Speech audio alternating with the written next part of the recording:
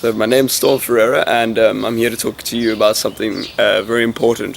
Something that's important to me and that I think is important to everybody if you just listen. So growing up with a father as a white shark scientist and a mother as a wildlife photographer, I've been exposed to many of the important environmental questions, and I've had a lot of time to think about these things. But so my name's Storm Ferreira. Fuck off. As a result of being exposed to a lot of environmental... Fuck off! Fucking birds, I hate them. Since about 2017, white sharks just suddenly vanished off the coastlines, and this was most noticed by the white shark cage diving industry, which saw huge losses and many people went out of business. But most importantly, the question is, what effect does this have on the ecosystems?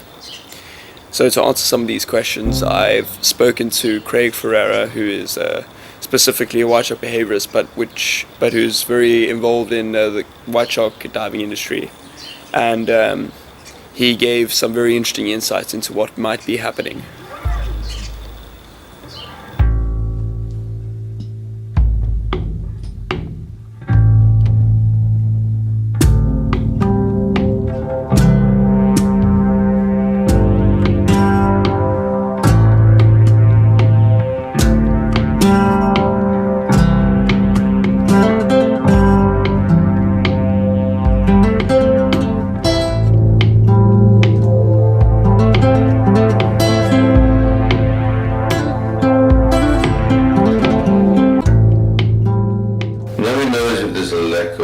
Sharks along the South African coastline, but it does seem like there is a lack of white sharks. For 2 years, False Bay and Gansbaai, which used to be kind of the hub of the white shark world industry, almost had no great white sharks at all.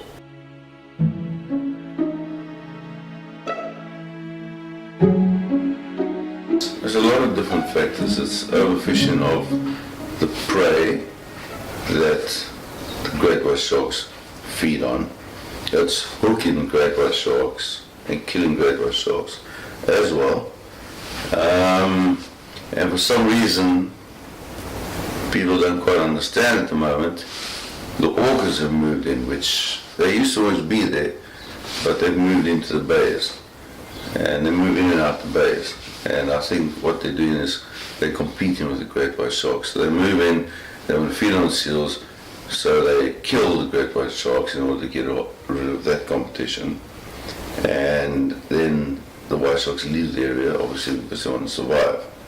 The other thing that's happening with the great white sharks is that there are people poaching great white sharks for their jaws and their fins, because their jaws and their fins are worth a lot of money. Along this coastline, I think there's six long line permits, and they've been given permits to target supine sharks and smooth-hand sharks, and both species are on the red list, the WWF red list, and both species are hunted both by great white sharks and by orcas. So that's another problem. Great white sharks and orcas and a lot of other species, your cow sharks, copper sharks, they've got they've got non-local communication. So when the great white sharks disappear from the bay, the cow sharks, they know. They immediately know when there's no great white sharks in the bay, and they come in and then they just start feeding on everything. So there's no control, there's nothing feeding on them, so they just completely feeding on everything else. When the great white sharks leave Gansbaai, the copper sharks will literally move in the next day, immediately, and they just take out everything.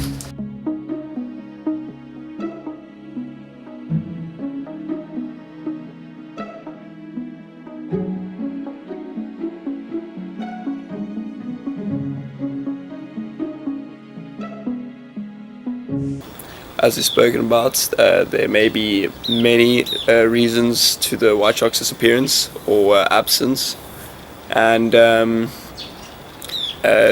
isolating just one of them, or regarding just one of these answers as the source of this issue is not an option at this point.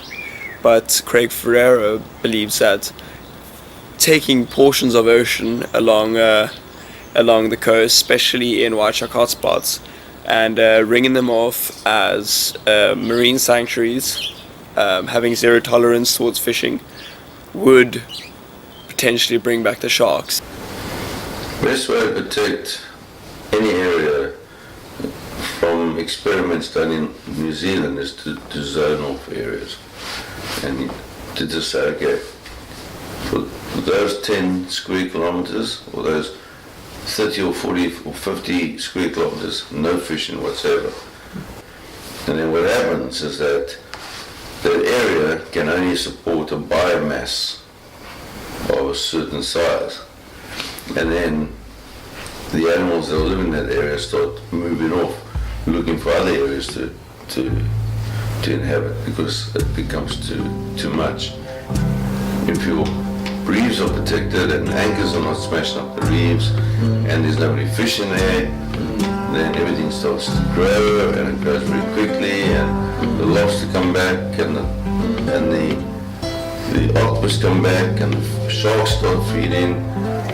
But so it proliferates, and then eventually the area can only hold so many animals, and the animals start moving off, or they start spreading away from that area, and then you just fish on the edges of the area and you catch your fish. Yeah, cool.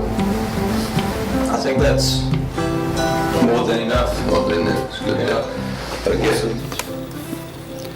So it's an important question that we're facing, and I think it's important that everybody becomes aware of it as this planet moves towards a more and more uncertain future. I think we're capable of stopping a lot of these things, but a lot of these actions have to be taken now.